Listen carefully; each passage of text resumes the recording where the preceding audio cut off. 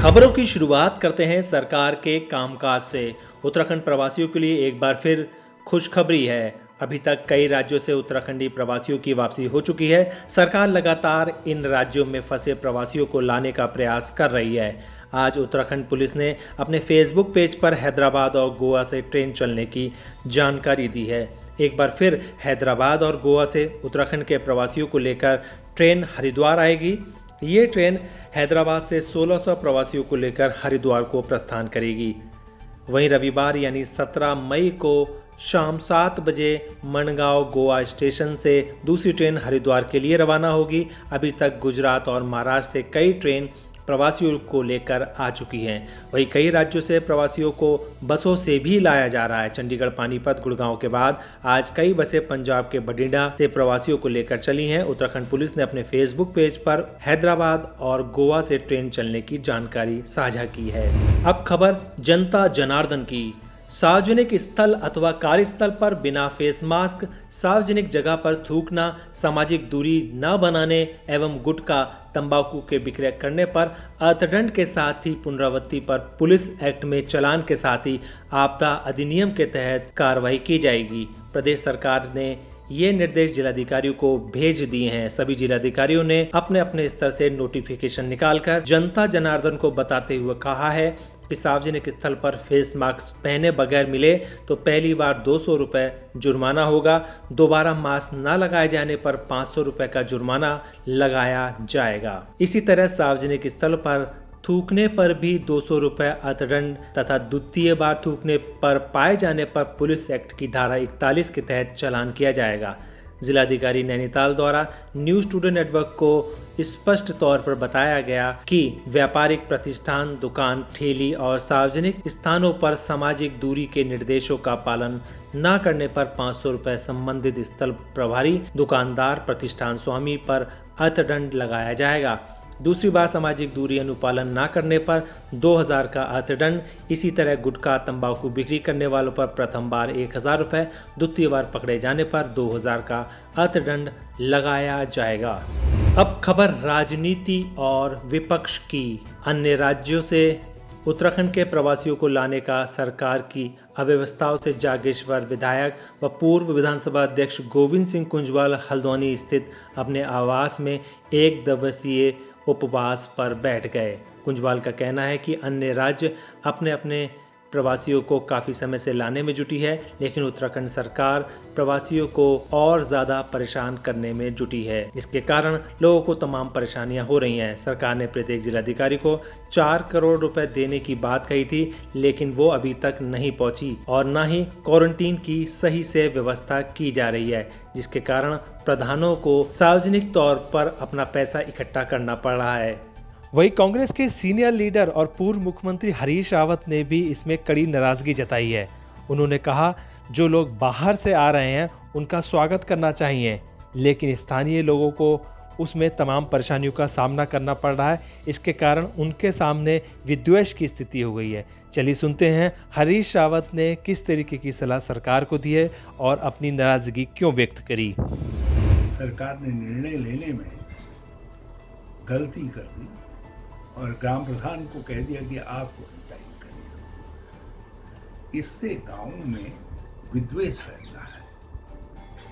अपने ही बेटों का, जो हमारे शरीर के हिस्सा हैं, जिनके आने का पहले भी स्वागत करते थे, आगे भी स्वागत करेंगे, जो हमारे दुख और सुख दोनों हैं के भागीदार हैं, आज उनका आना खटक रहा है। उससे तनाव पैदा हो जा रहा है। मैं लोगों से अपील करना चाहता हूँ, प्रार्थना करना चाहता हूँ, कोरोना कोई ऐसी बीमारी नहीं है कि जो यूं ही फैल जाती है। जरा सा आने वाला सावधानी रखें, कुछ गांव के लोग सावधानी रखें। अब खबर कारोबार की। प्रांतीय उद्योग व्यापार मंडल ने राज्य सरकार से मांग की है, उत्तराखंड में पंजाब सरकार की तर्ज पर सुबह 7 बजे से शाम 6 बजे तक बाजार पूर्ण रूप से खोला जाए। उन्होंने कहा, लॉकडाउन बाजार खुलने के संदर्भ में जो व्यवस्था चली आ रही है उससे ग्राहक व दुकानदार दोनों को बड़ी दिक्कतों का सामना करना पड़ रहा है। ग्राहक बड़ी दुविधा में है कि जिस दिन वह सामान खरीदने आता है उसे निराशा हाथ लगती है। उसके सामने बड़ा कन्फ्यूज़न की स्थिति पैदा हो गई है, क्योंकि दुकानें एक दिन बाएं और एक दिन दाएं तरफ से खुलती हैं। जब से लॉकडाउन चल रहा है व्यापारी वर्ग की कमर टूट गई है। प्रांतीय उद्योग व्यापार मंडल आपसे मांग करता है कि संपूर्ण बाजार को खोला जाए और बाजार खुलने की समय सीमा पंजाब राज्य की भांति कर दी जाए, ऐसी मांग मुख्यमंत्री से की गई है। कोरोना वायरस के कारण जिस प्रकार से देश में पूरे लॉकडाउन हुआ है, बाजार भी पूरी तरह प्रभावित रहा है और इसका असर पूरी तरह व्यापारी वर्ग में पड़ा है। व्यापारी वर्ग के सामने अपने कर्मचारियों को देने के लिए तनख्वाह, बिजली के बिल आदि कई चीज़ों का भुगतान करना है। लॉकडाउन जब से खुला है तो बाजार में व्यापारी के लिए लेफ्ट एंड राइट की व्यवस्था बड़ी परेशानी दिक्कत हो रही है, जिस कारण असमंझ में है व्यापारी और ग्राहक भी बड़ी दुविधा में है, किस दिन उसको बाजार में आना है, किस दिन नहीं आना है और कौन सी उसके लिए दुकान खुलेगी। इस संदर्भ में व्यापारियों ने आम राय होकर एक उत्तराखंड सरकार के माननीय मुख्यमंत्री जी से एक निवेदन किया है कि बाजार को पूर्ण रूप से खोला जाए और लेफ्ट एंड राइट की व्यवस्था को समाप्त किया जाए। खबर मुख्यमंत्री त्रिवेंद्र सिंह रावत की हेल्थ टिप्स की। कोरोना वायरस के कारण तमाम दिक्कतों का सामना लोगों को करना पड़ रहा है, इसीलिए मुख्यमंत्री त्रिवेंद्र सिंह रावत ने अपने आवाज से जनता के लिए हेल्थ टिप्स दी हैं। लॉकडाउन को देखते हुए उन्होंने कहा कि अपनी इम्यून सिस्टम को ठीक रखने के लिए सभी लोग पौष्टिक आहार लें और रोज़ाना व्यायाम और योग करें। योग से सभी का मन और तन दोनों ही व्यवस्थित और स्वस्थ हो सकते हैं। आज स्वयं सेवकों को घर पर सूर्य नमस्कार करने के आह्वान पर सूर्य नमस्कार उनके द्वारा भी किया गया एवं वैश्विक महामारी कोरोना को हराने का भी संकल्प लिया गया। मुख्यमंत्री ने कहा कि सूर्यदेव हमें इस महामारी से लड़ने की शक्ति प्रदान करेंगे, जिससे सभी मिलकर कोरोना को हरा देंगे। चलिए देखते हैं मुख्यमंत्री त्रिवेंद्र सिंह रावत का सूर्य नमस्कार करने का तरीका।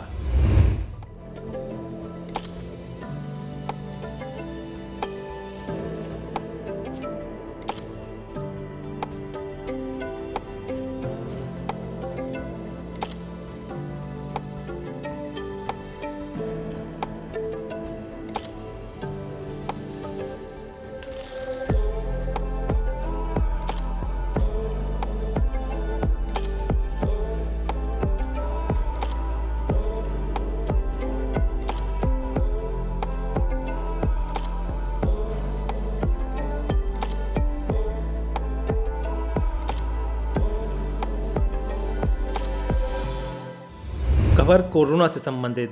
आज प्रदेश में एक साथ 6 कोरोना पॉजिटिव के सामने आए हैं, जिसमें देहरादून में 4 और उधम सिंह नगर में 2 कोरोना संक्रमित मामले पाए गए हैं। प्रवासियों के लौटने से बढ़ रहे संक्रमण को रोकना स्वास्थ्य विभाग के लिए चुनौती बन गया है। कई प्रवासी हॉटस्पॉट क्षेत्र से आ रहे हैं, ऐसे में सरकार की चिंता और बढ़ गई है। अब प्रदेश में कोरोना संक्रमित मामलों की संख्या 88 पहुंच गई है, जो रात में बढ़ भी सकती है। देहरादून में मिले 4 मरीजों में एक महिला, 10 व 15 साल के बच्चे और 49 साल का एक व्यक्ति शामिल है, जबकि चौथा पॉजिटिव आईटी क्षेत्र का रहने वाला है। विगत 14 मई को चेक पोस्ट पर उसका सैंपल लिया गया था। इधर उधम सिंह नगर जिले के रुद्रपुर और काशीपुर में 2 युवकों में कोरोना का संक्रमण मिला है।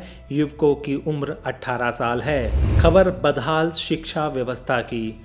सरकार लगातार ऑनलाइन पढ़ाई पर जोर दे रही है। ऐसे में सबसे बड़ी समस्या पहाड़ के बच्चों के साथ आ रही है। यहाँ नेटवर्क की समस्या लगातार लोगों के आड़े आ रही है। भीमताल के समाजसेवी पूरन ब्रजवासी ने भीमताल विधानसभा के चारों ब्लॉकों के दूरस्थ ग्रामीण क्षेत्रों में बीएसएनएल संचार सेवा की खराब स्थिति को देखते हुए शिकायत बीएसएनएल के प्रभारी को की है, जिसके बाद ब्रजवासी को विभागीय अधिकारियों से फ़ोन करके भी बताना पड़ा, जिसके बाद मामला अब संज्ञान में आया है। आप भी देखिए किस तरीके से ये परेशान हैं। बीएसएनएल सिग्नल के संबंध में आज सुबह से हमारे भीमताल विधानसभा के चारों ब्लॉकों के दूरस्थ क्षेत्रों से सरकारी स्कूल में पढ़ने वाले बच्चों की और प्राइवेट स्कूल में पढ़ने वाले बच्चों के कई फ़ोन आ रहे हैं दूसरे मोबाइलों से। उनके माता पिताओं के फ़ोन आ रहे हैं कि बीएसएनएल की दिक्कत हो रही है, बीएसएनएल की सिग्नल की प्रॉब्लम हो रही है, जिस वजह से ऑनलाइन पढ़ाई करने में बच्चों को काफ़ी दिक्कतें हो रही हैं। इस संबंध में आज मैंने BSNL के अधिकारियों से वार्ता करी और उन्हें फ़ोन माध्यम से सूचना दी। दोस्तों, हमारा यह वीडियो आपको कैसा लगा आप हमें कमेंट बॉक्स में ज़रूर बताइएगा। अगर आप इसको YouTube पर देख रहे हैं तो हमारे चैनल को सब्सक्राइब करिए। अगर आप Facebook पर देख रहे हैं तो हमारे चैनल को लाइक करिए और हमारे पेज को फॉलो करें। नमस्कार।